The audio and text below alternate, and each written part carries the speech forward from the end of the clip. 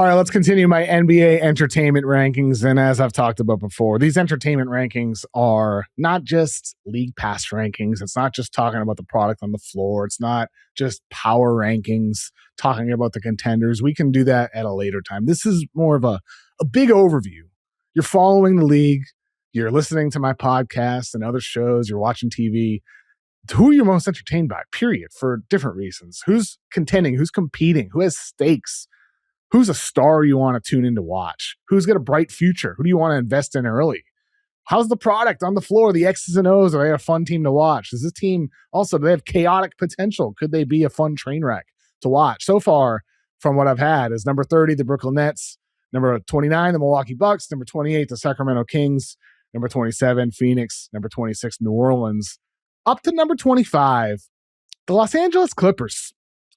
This came out lower. When I was scoring these categories for these teams, the Clippers, to me, there's no stakes with this roster. You look at this Clippers team, Brook Lopez, Rui Hachimura, assuming the Kawhi deal goes through, Brandon Ingram, Keaton Wagler, Darius Garland. This isn't a playoff team in the West.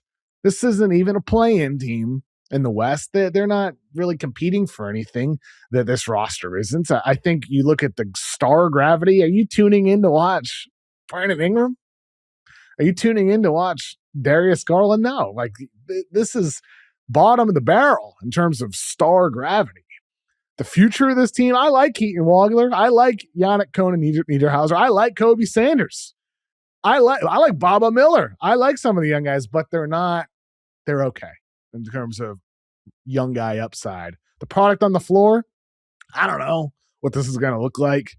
I have concerns about this team being competitive. I have concerns about this team from a ball movement perspective. There's a lot of sticky hands on this roster. I have concerns from a spacing perspective. I think it could be ugly, but we'll see what Ty Lue can pull out. The reason why this team isn't last is the chaos potential.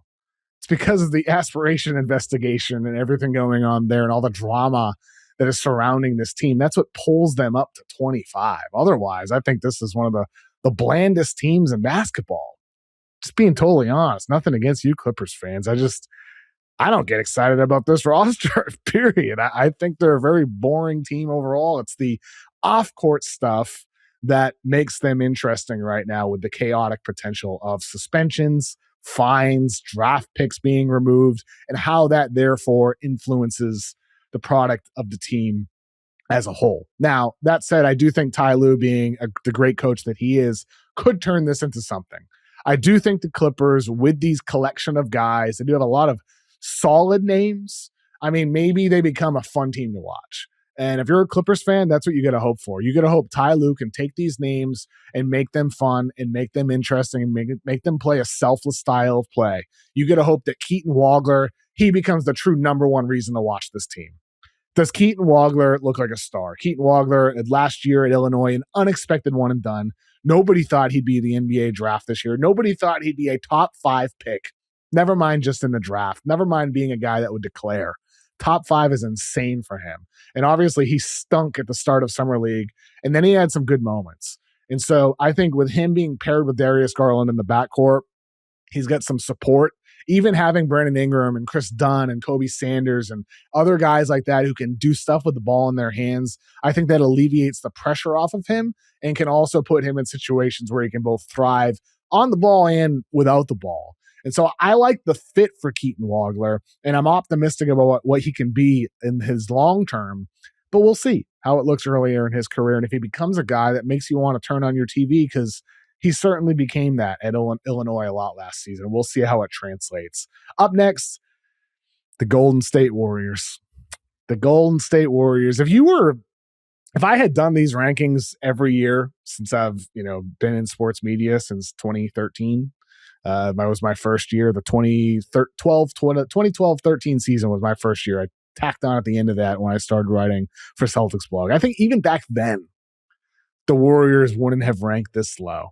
But after the whole era they had and all the fun times and all the competing and everything else, this has got to be the lowest they've been, at least in my time covering the NBA, because this team is not a contender.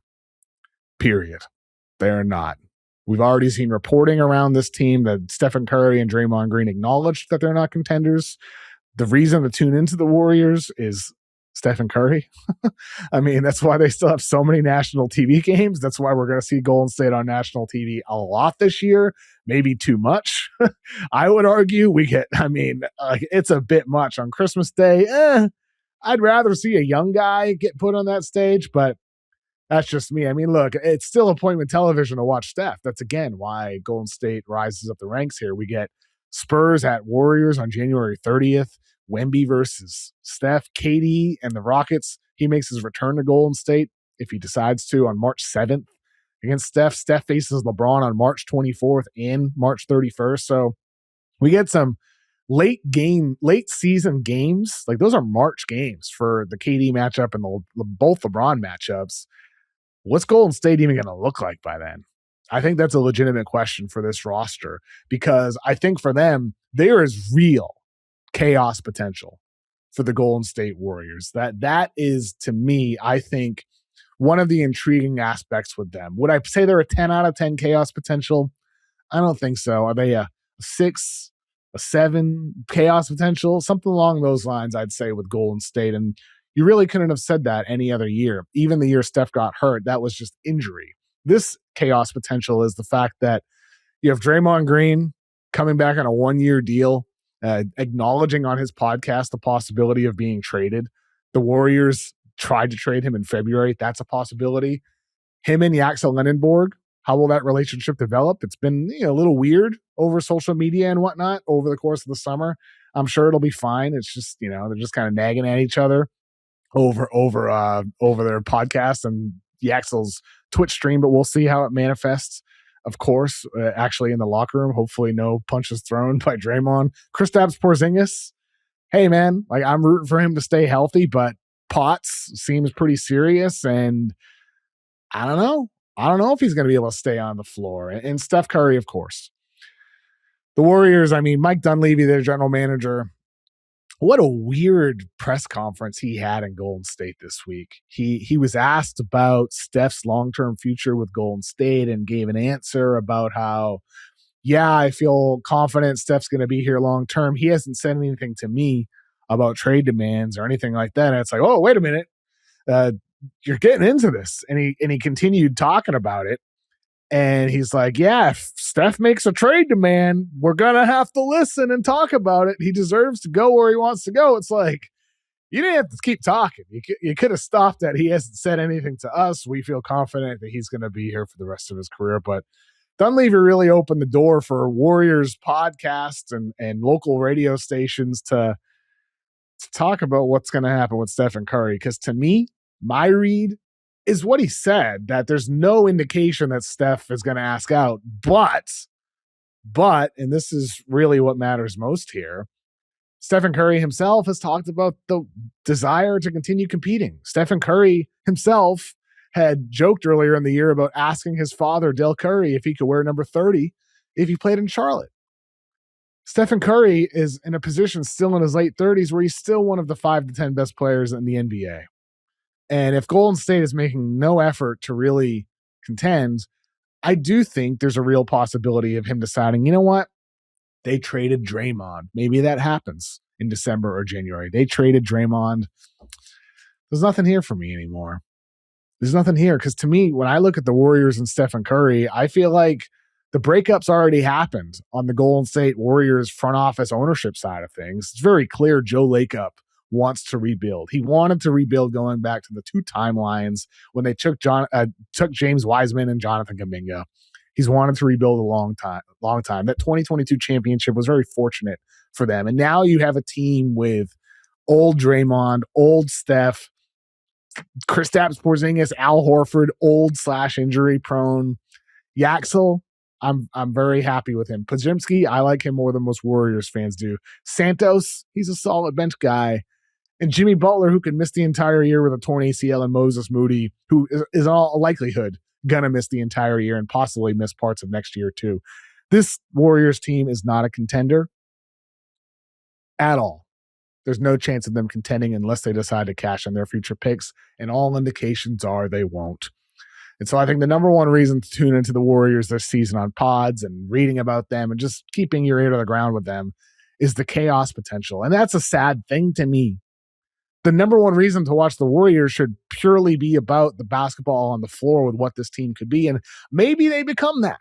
Maybe Axel Endenborg is great right away as a rookie. Maybe Kristaps Porzingis stays healthy.